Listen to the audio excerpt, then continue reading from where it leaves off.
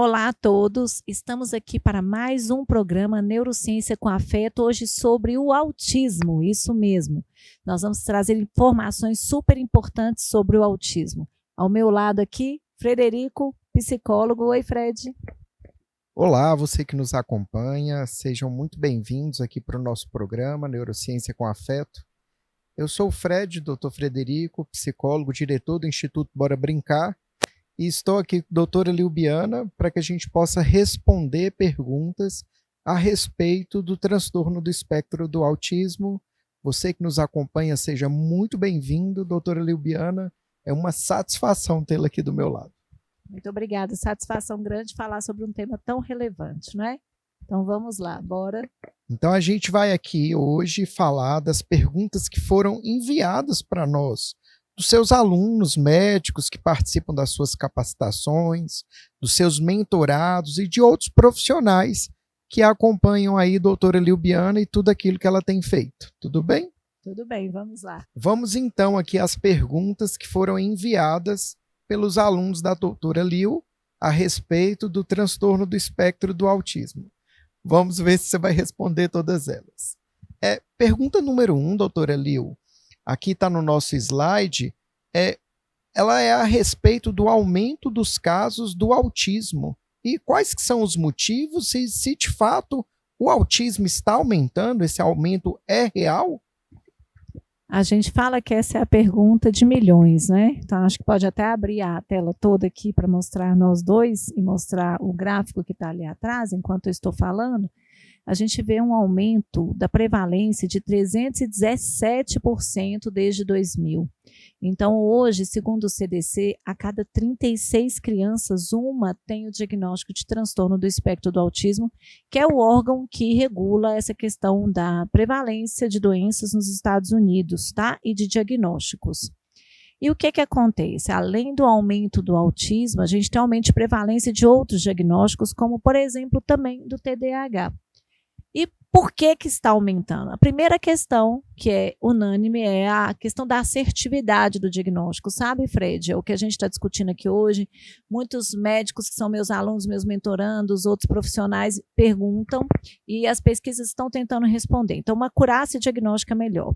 E segundo, tem outros fatores de risco que já estão também sabidamente relacionados ao autismo, como, vou citar aqui 2, idade avançada dos pais, do pai e da mãe, não é só da mãe. O segundo, o uso de medicações na gravidez, como o ácido valproico, tá? E, então, assim, esses fatores, eles têm relação com o aumento da prevalência do autismo no mundo. Ótimo. E é bom a gente destacar, né, doutora Lil, que esse aumento também do diagnóstico, ele se deve ao acesso da população aos profissionais formados que se capacitaram em autismo. Então, a gente tem, né, diante de uma prevalência, mais estudos, mais profissionais formados, e que bom que a população tem acesso. Pergunta número 2. Quando avaliar sinais de risco para o autismo e quando avaliar o desenvolvimento da criança? Essa é uma pergunta também importante. Excelente. Essa eu falo em todas as palestras. Eu já ministrei mais de 164 palestras de autismo na data de hoje, relacionadas ao autismo. E a gente tem aí falado muito sobre a lei hoje no Brasil que preconiza que toda criança tem que ser o desenvolvimento formalmente avaliado a partir ali dos 18 meses. E claro que antes da puericultura o médico tem que avaliar. A gente tem a caderneta da criança que está aqui na tela. A caderneta da criança, ela vai mostrar nessa parte de desenvolvimento, pessoal, lá o amarelinho. Então é a idade mínima e máxima que a criança tem que adquirir uma habilidade, viu, Fred? Então lá onde está o A, ó, é atraso e atraso. Então, se essa criança tem um atraso, eu tenho que detectar e intervir imediatamente. Então, todas as cadernetas devem obrigatoriamente estar preenchidas pelo médico que faz a puericultura ou pelo profissional da puericultura, tá? Além disso, nós da Sociedade Brasileira de Pediatria criamos um documento sobre a triagem precoce do transtorno do espectro do autismo, que também é para todas as crianças. Então, hoje, no Brasil, todas as crianças têm que, sim, ser submetidas à aplicação do MChat, que é o instrumento, que é o Revise, né, com follow-up, que é o instrumento que faz a avaliação de triagem. Não é um diagnóstico, é só a triagem se essa criança tem baixo risco, risco moderado ou alto risco para ter autismo. Esse é um instrumento simples, hoje está na caderneta, o Ministério da Saúde coloca esse instrumento na caderneta e a gente acaba aí, né, envolvendo os médicos nessa capacitação para que eles possam aplicar de forma assertiva esse instrumento. Se tem aqui algum médico nos acompanhando e ele quer saber mais sobre o MChat, existe algum lugar que você aconselha que você pode encontrar? Eu fiz a solicitação formal da equipe que criou o MChat lá nos Estados Unidos para que eu pudesse gravar um vídeo explicando os profissionais como que é a aplicação desse MChat. Esse vídeo está aí no nosso canal do YouTube, então você pode assisti-lo depois que terminar esse e com detalhes você vai ficar realmente mais seguro para aplicar o MChat nas crianças. Beleza. Vamos lá então, as duas muito bem. Pergunta número 3. Doutora Liu, e como identificar sinais precocemente em bebês em relação ao autismo? Como que os médicos podem se sentir seguros em relação a essa identificação? O autismo pode aparecer, sim, desde pequenininho. Isso a gente já tem muita evidência. E, por exemplo, o bebê, desde pequeno, ele já tem aquela troca de sorriso, ele já olha nos olhos quando ele vai amamentar, ele já balança o corpinho todo quando ele vê a mamãe, o papai, já demonstra essa conexão, essa reciprocidade, esse interesse pela face humana.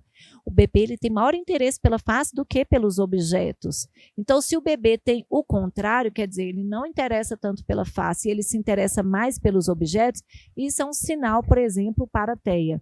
Não olhar nos olhos durante a amamentação, não ter esse sorriso social, não começar a tentar se comunicar, que o bebê não fala, mas a gente fala, você quer passear? Ele, au, então ele vai respondendo, né, como se fosse um diálogo, né? Então, assim, na troca, como se fosse um diálogo. Aqui a gente tem, desde 6 meses, essa questão da comunicação. Expressões faciais, expressões corporais. Aos 9 meses, então ele não faz a troca de turno comunicativa, ele não tem gestos para mostrar o que ele quer.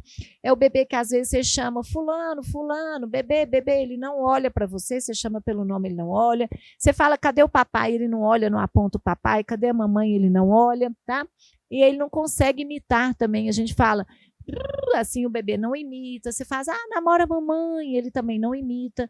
E esse bebê ele vai apresentar poucos gestos desde pequenininho. E aos 12 meses, a gente vê então que o bebê não tem aqueles balbucios convencionais, ele não dá tchau, não solta beijo espontaneamente, ele não tem tanto interesse, alegria em ficar vendo as outras crianças brincar, não tem atenção compartilhada, tipo assim, olha aqui minha roupa bonita, porque o bebê dessa idade, né, Fred, ele chega, faz gracinha, ele quer aparecer. Esse bebê não, é o bebê que o povo fala assim, é mais serinho, nossa, ele é quietinho, ele é tranquilo, ele não chama os pais para brincar.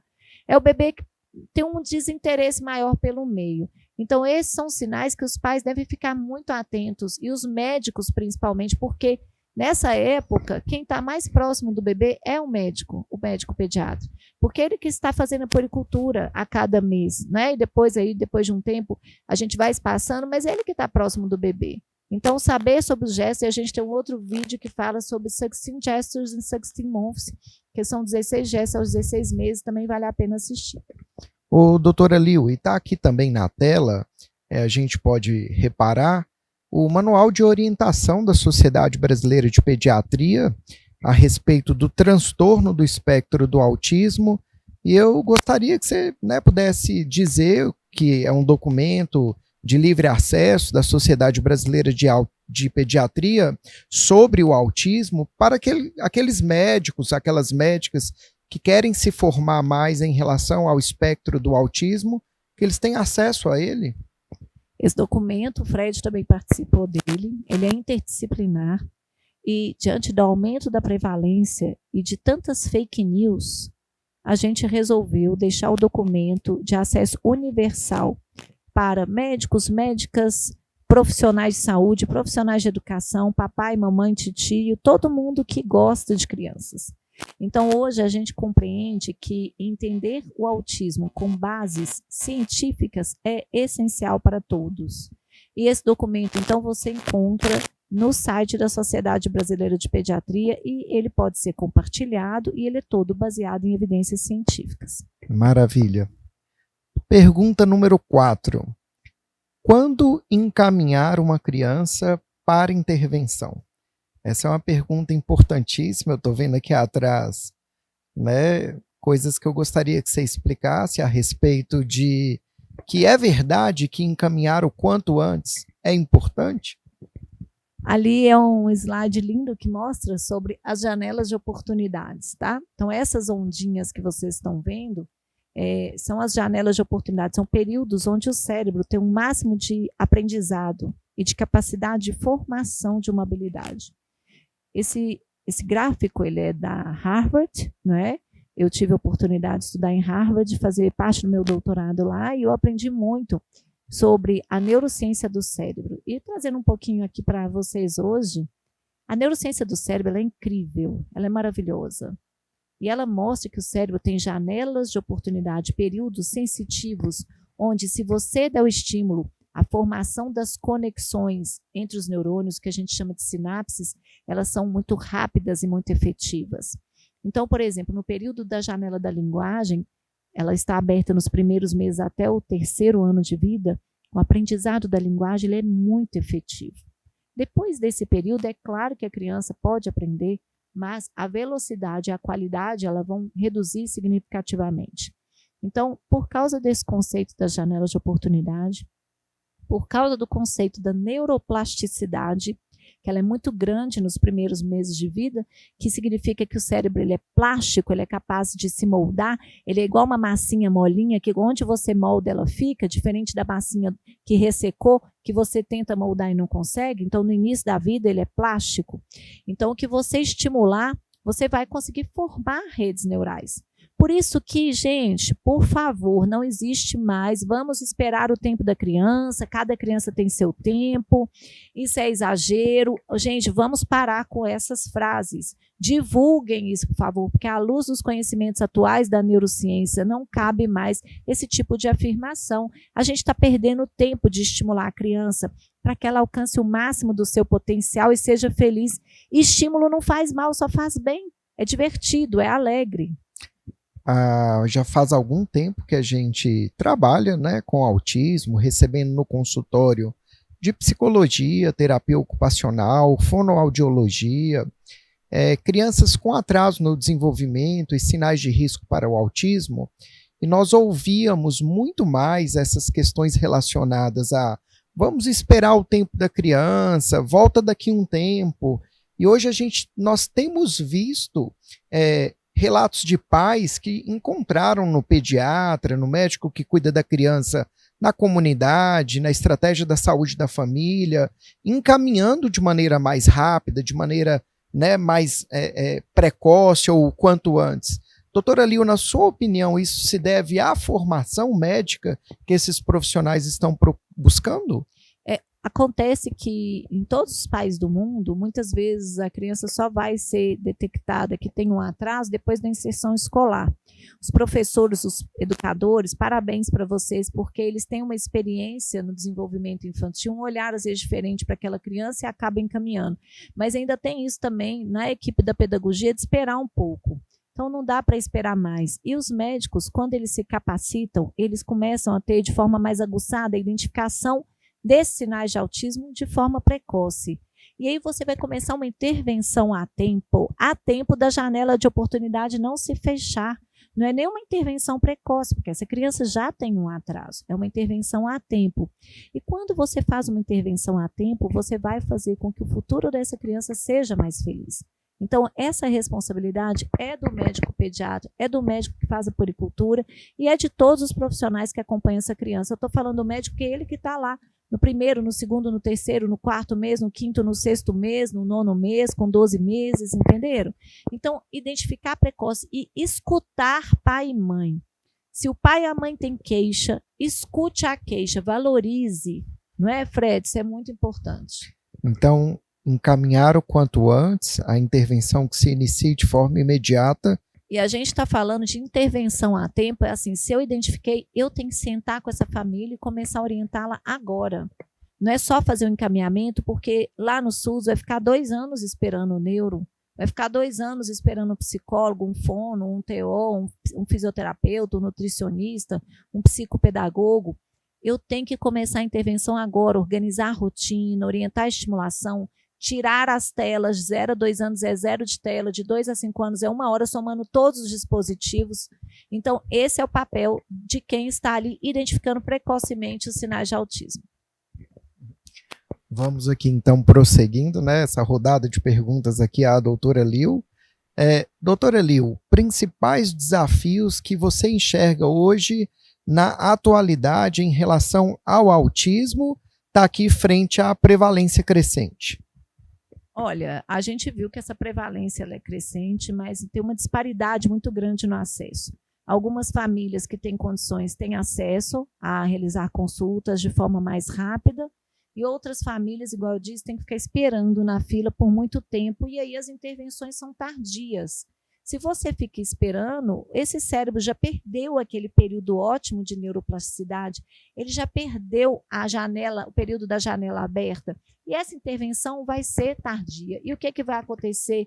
Muitos profissionais ainda não são qualificados, porque esse autismo vem aumentando, esse aumento, do autismo vem sendo muito recente.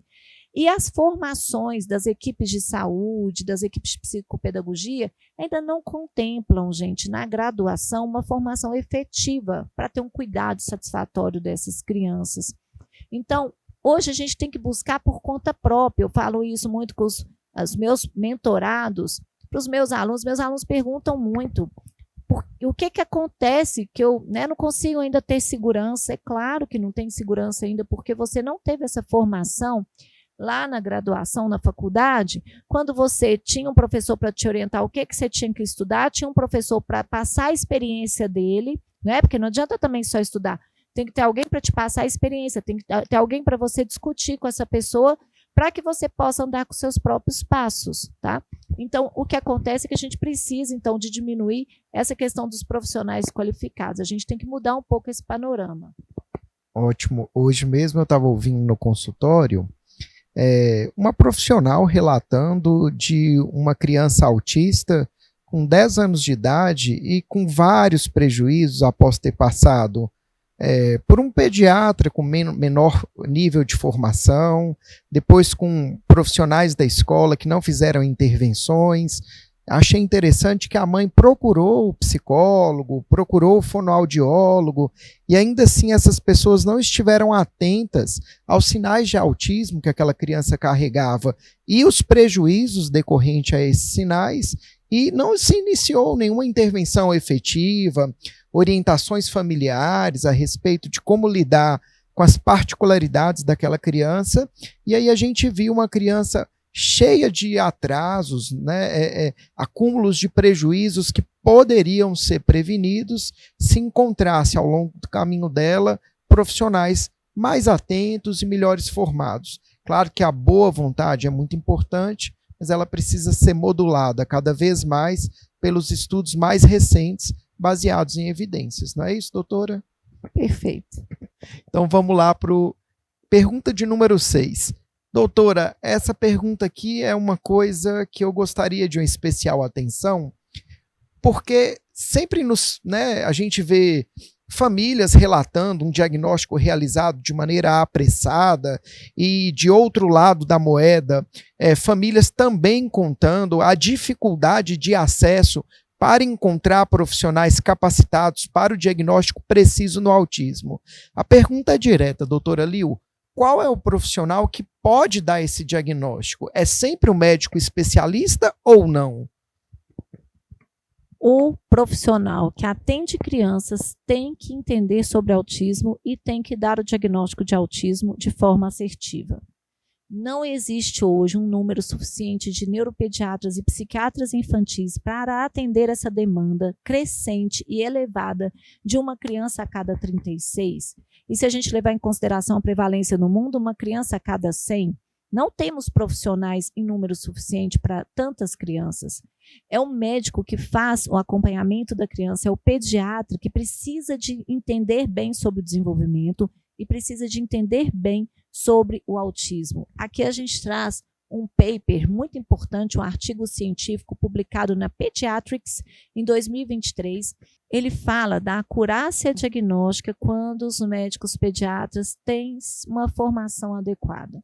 Então, hoje, o que a gente está buscando é capacitar esses médicos, é formar os médicos, compartilhar conhecimentos, que é o que a gente está fazendo aqui hoje, compartilhando conhecimentos, compartilhando experiências, dividindo quais são os estudos científicos. Leiam esse estudo, ele é muito bonito, porque quando o médico tem conhecimentos, ele está apto, sim, a dar a maior parte dos diagnósticos. É claro, Fred, que vai ter aquele médico, aquele caso, que ele vai precisar do especialista. Assim como em outras especialidades, por exemplo, o pediatra cuida de uma criança com asma, mas quando é uma asma de difícil controle, ou quando precisa de um diagnóstico diferencial, ele vai pedir ajuda e o acompanhamento do pneumologista. Mas na maior parte das vezes, aqueles casos que não são tão complexos, é o pediatra que vai acompanhar. E aqui é da mesma forma. Hoje a gente está buscando a capacitação dos profissionais que acompanham as crianças, que atendem as crianças desde os primeiros meses de vida, porque isso vai transformar a realidade de muitas crianças e de muitas famílias.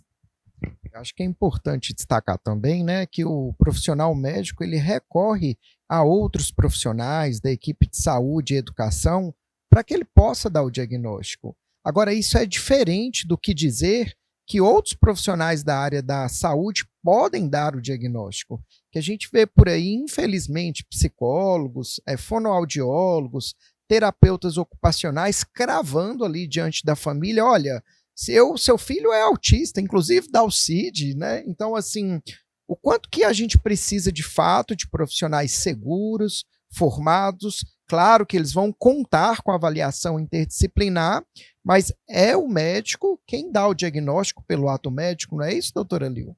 No Brasil é o médico que vai definir, que vai fechar o diagnóstico, a gente vai falar disso, e ele que vai emitir o CID, o relatório com o CID. Em outros países também o psicólogo pode dar o diagnóstico quando ele tem formação para isso. Então, já aqui passando para a pergunta de número 7, como sentir-se mais seguro para dar o diagnóstico?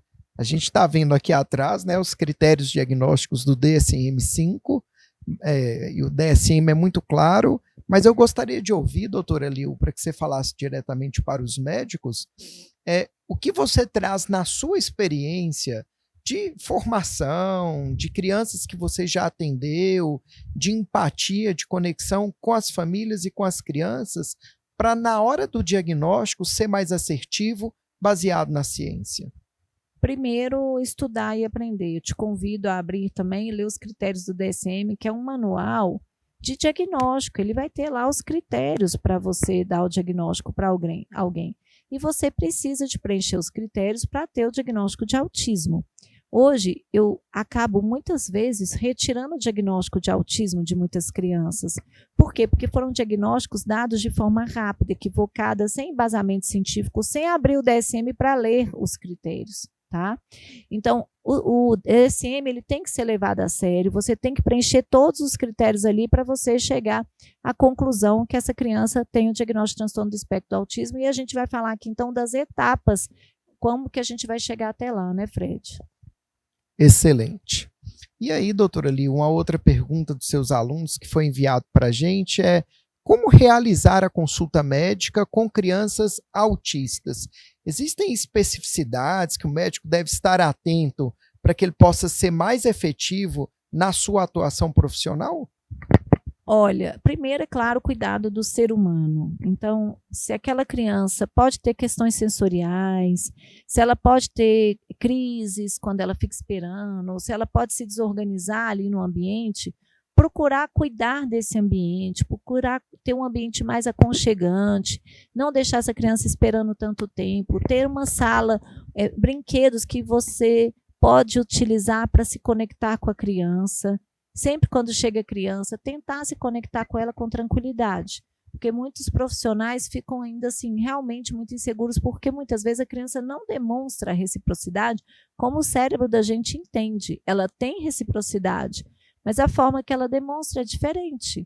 E aí o nosso cérebro interpreta assim: meu Deus, essa criança não está interagindo comigo, ela não está me respondendo, e não é isso. Então, primeiro a gente tem que ter calma e entender aquela criança dentro do ponto de vista dela. A gente precisa de fazer uma anamnese bem feita, que é aquela investigação inicial.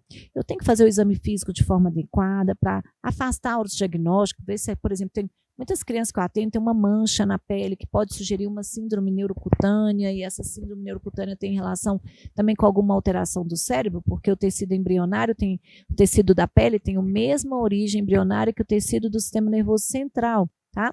Então eu tenho que fazer a avaliação do exame neurológico, eu tenho que ali brincar com a criança, ver a atitude da criança desde lá de fora. Tem que ter tempo para avaliar essa criança. Eu tenho que ter outros olhares. Qual é o olhar dessa mãe, o olhar do pai, o olhar desse menininho na escola? Se essa criança já tem outros profissionais, eu preciso do olhar desses profissionais, de um relatório. Muitas vezes eu vou ter que pedir algum exame complementar para afastar outras causas de atrasos de desenvolvimento que não são autismo. Então, muitas crianças que a gente atende têm problemas clínicos que vão fazer com que essa criança tenha atraso, fique mais apática, não queira brincar, não queira se desenvolver, não queira interagir, porque ela tem uma questão clínica, orgânica, que precisa ser afastada. E aí a gente também tem que então fazer essa avaliação contextualizada e não olhar só os atrasos, olhar também os dons e os talentos dessa criança. Isso é fundamental. Se basear em escalas, seguir as escalas que são validadas internacionalmente. Então, um olhar muito completo, sabe, Fred? É muito bonito esse processo de diagnóstico. No final das contas, a gente gastaria um programa inteiro para falar dos cuidados que nós precisamos do médico ao realizar a sua consulta. Com certeza. Então vamos lá, pergunta 9, essa aqui especialmente importante. Todo médico, doutora Liu, ele quer saber como que ele pode acolher melhor as famílias das crianças autistas, no sentido de dar um diagnóstico de maneira segura, as primeiras orientações. Então, o que você tem na sua experiência para dizer para os seus colegas médicos? Se coloque no lugar daquela família. Coloque-se ali numa situação onde você tem um filho, uma filha, que não está tendo desenvolvimento conforme você esperava. Que você nunca imaginava que seu filho e sua filha teriam um desenvolvimento diferente. Então, a primeira questão é essa. Isso faz com que a gente seja mais afetuoso, mais amoroso e tenha interesse real e genuíno por cuidar dessa criança, para que ela cresça feliz. Porque, né, o autismo não tem nada a ver com felicidade. Eu tenho inúmeros pacientes autistas que são muito mais felizes que outros que não têm autismo, por exemplo, tá? Então, a primeira questão é essa. Segundo, compreenda quais são os desafios. E eu te convido a ler esse artigo científico, que ele também é aberto a todos. Ele foi publicado no Jornal de Pediatria. É um artigo que eu tive a oportunidade de orientar meus autores ali, né, meus alunos, tá, junto com o Dr. Natan. E esse artigo mostra as dificuldades, por exemplo, a gente falou, como que eu vou conseguir uma consulta, como que eu vou conseguir uma intervenção, como que eu vou trabalhar e eu preciso de estimular o meu filho. Falo quanto que o casal começa a ter atrito, quanto que deixa o outro filho de lado para cuidar desse. Então, assim, como que essa mãe se sente sobrecarregada com tantos afazeres, como que essa mãe vai conseguir cuidar de tudo e estimular uma criança e estar conectada e levar para terapia e ter que cuidar também do dia a dia da casa, da outra criança, como que é a vida dela profissional. Então, entender todas essas nuances e entender isso dentro de um contexto que a gente vive hoje, não é? O que é o contexto do SUS, o que é o contexto das operadoras de saúde, o contexto do particular, porque a gente, em todos os âmbitos, a gente precisa de mais profissionais capacitados. A gente vê o índice muito aumentado de judicializações hoje, né, Fred? Porque essas famílias estão buscando cuidar dos seus filhos e estão pedindo socorro. Então, acolher as famílias é fundamental. Eu falo muito assim, o objetivo é seu filho ser feliz. É isso que a gente quer. Quando a gente detecta que tem algum atraso, tem atraso na linguagem, tem atraso na parte social, eu estou querendo entender o atraso para saber como eu posso intervir, como que eu posso transformar a vida dessa criança para que ela seja feliz. É isso. Ô, doutora Liu, e a gente sabe, né, que existe, claro, uma grande disparidade entre serviços públicos e privados, embora a gente tenha tido alguns avanços no SUS, mas eu não gostaria de deixar despercebido ou passar. A gente sempre ouve, eu tenho a possibilidade de estar próxima de você no trabalho, e a gente vê famílias relatando com gratidão as suas intervenções desde o início, na hora de triar sinais, ou a forma de dar diagnóstico. e, dadas as mãos, seguir pelo caminho de estimulação, orientando, monitorando as intervenções. É o afeto e a ciência que faz com que brote no coração dessas famílias essa gratidão que a gente vê eles relatando vez ou outra. Aliás, muitas vezes. Eu agradeço a Deus, porque eu falo que a gente tem que servir como se fosse um instrumento de Deus para cuidar dessas crianças. Obrigada, meu Deus, por eu ser instrumento, por eu poder estudar, aprender, poder ensinar e poder cuidar com afeto, com carinho. Essa semana mesmo, nos últimos 3 dias, a gente estava no shopping, um outro dia na igreja, e eu fui, assim, né, abordada por pais, me agradecendo, me abraçando, sabe? Foi um pai no shopping e um pai na igreja, falando assim, olha, o quanto que fez diferença para o meu filho. Então, aquele medo inicial que as pessoas têm, ai, não vou falar, se eu falar a pessoa vai ficar chateada. Gente, a gente transforma a vida dessa criança para melhor, para que ela seja feliz. Depende da forma que você fala, da forma com que você cuida. Então, precisa do afeto, não é só a ciência. Então, o coração do médico, o coração do profissional, ele deve estar conectado com o coração daquela criança, com interesse verdadeiro, baseado no amor, para que essa criança alcance o seu pleno potencial de desenvolvimento. Maravilha, doutora Liu. Pergunta número 10. Quais são, acho que essa é uma dúvida de todo profissional que acompanha crianças, além de quando intervir, de quando encaminhar, quais são as melhores práticas baseadas em evidência para crianças autistas iniciarem ali o seu processo de intervenção por uma equipe interdisciplinar e como que o profissional pediatra ele pode formar essa equipe, construir essa equipe, já que a gente sabe que pela dificuldade de acesso, muitas vezes essas equipes não estão formadas. A intervenção tem que ser precoce e imediata. E tem que ser intensiva. Eu tenho que ter repetição. Não significa que a criança tem que morar na clínica de tratamento, não. Porque a intensidade também significa o tempo que ela está na escola, o tempo que ela está brincando com os pais, mas eu tenho que então ter treinamento de pais, gente. O pai tem que estar no tapete, aprendendo como estimular essa criança. O professor da escola tem que estar no tapete também, fazendo parte dessa equipe, isso é importante. Baseado em evidências científicas. Então, por exemplo, hoje a gente tem a análise aplicada do comportamento, que é a ABA, que a gente entende que uma forma que eu vou treinar essa criança com carinho, com afeto e com brincadeiras para ela adquirir uma habilidade, assim como quando eu quero ensinar inglês para uma criança, tem uma técnica para eu ensinar inglês, tá? Ninguém fala assim, ai, tadinho do menino, vai estudar inglês. Não, todo mundo fica feliz do menino estudar inglês. Então, todo mundo também vai ficar feliz dessa criança passar por um processo de estimulação para alcançar o seu máximo do seu desenvolvimento. Ô, doutora Liu, e é interessante quando você cita, né, a análise aplicada do comportamento. A gente está falando de estratégias que envolvam a avaliação formal da criança. Então, não é o mesmo pacote, uma receita de bolo para todas as crianças. Frente às particularidades, como você já havia dito, né, de talentos e desafios a serem superados para que essa criança alcance as suas habilidades nas várias esferas do desenvolvimento, é necessário avaliar, reavaliar, fazer coleta de dados para que a gente possa reformular as estratégias, de igual maneira supervisionar tudo aquilo que está sendo feito.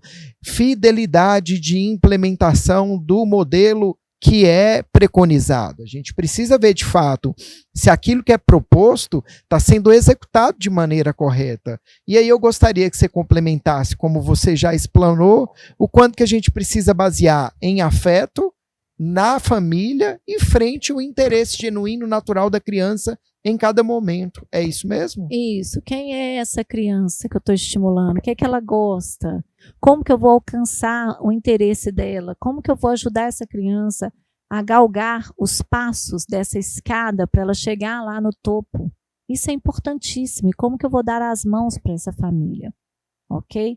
Então, esse é o tratamento. A gente nem fala tratamento, a gente fala de intervenção em uma criança com transtorno do espectro do autismo. Doutora Liu, para a gente fechar aqui, eu gostaria de destacar esse último slide aí que você preparou, o quanto que a gente precisa, então, dar as mãos para cuidar de pessoas autistas, de crianças autistas, de bebês com sinais de risco para o autismo. E eu gostaria que, dentre essas mãos dadas, que você destacasse o papel dos pais e especialmente do médico que cuida de crianças e que apoia todos esses profissionais? O médico pediatra ele está ali no início e ele então pode ajudar a organizar essa equipe, porque ele conhece essa família, essa criança desde o início. E ele então vai dar as mãos para a mãe, para o pai, para a família. E ele vai buscar muitas vezes o psicólogo, ele vai buscar o terapeuta ocupacional, ele vai buscar o fonoaudiólogo, o fisioterapeuta, o psicopedagogo, o nutricionista, o educador. A gente vai ter os assistentes terapêuticos, a gente vai ter os assistentes especializados nas escolas. Então, a gente tem uma rede de profissionais de mãos dadas para cuidar dessa criança. Então, é muito importante a gente entender essa interdisciplinaridade. Quem é o centro? A criança. O objetivo é a criança. O objetivo não é ganhar dinheiro. O objetivo não é ganhar consultas. O objetivo não é criar estresse na vida da criança com excesso de terapia também não. Tem que ter equilíbrio. Tem que respeitar a vida de criança. Tem que respeitar os pais. Tem que cuidar desses pais também, que os pais têm que estar bem para poder cuidar dos seus filhos. Então, a gente tem que ter uma visão completa, né? Eu queria assim, ó, me dá a mão aqui, Fred.